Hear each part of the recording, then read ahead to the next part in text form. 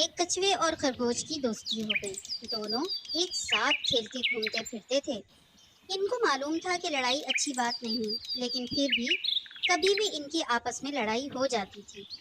ہوتا یوں کہ وہ دونوں راستے میں جا رہے ہوتے تو خرگوش تیز چلنے کی وجہ سے آگے نکل جاتا اور کچھوا اپنے بھاری جسم کی وجہ سے تیز نہ چل سکتا اور پیچھے رہ جاتا، جس پر خرگوش اس کا مذاق اڑاتا۔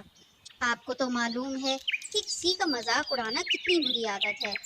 آخر ایک دن کچھوے نے تنگ آ کر خرگوش سے کہا، دیکھو، مجھے بھی اللہ نے ہی پیدا کیا ہے اور تمہیں بھی اللہ نے ہی پیدا کیا ہے، اس لیے تم اپنے تیز چلنے پر غرور مت کرو۔ اللہ غرور کرنے والوں کو پسند نہیں کرتا۔ اگر تم کو اپنے تیز چلنے پر اتنا ہی غرور ہے تو آؤ ہم دونوں مقابلہ کرتے ہیں۔ خرگوش بھی مقابلے کے لیے تیار ہو گیا۔ مقابلہ شروع ہوتے ہی خرگوش تیزی سے آگے کی طرف بھاگا۔ کافی دور نکل جانے کے بعد اس نے سوچا کہ کچھوا تو بہت دیر کے بعد یہاں پہنچے گا، جب تک میں کچھ دیر آرام نہ کر لوں۔ یہ سوچ کر وہ ایک درخت کے نیچے سو گیا۔ ادھر کچھوا آہستہ آہستہ چلتا ہوا خرگوش کے پاس سے گزرا۔ خرگوش سو رہا تھا۔ کچھوا ساری بات سمجھ گیا۔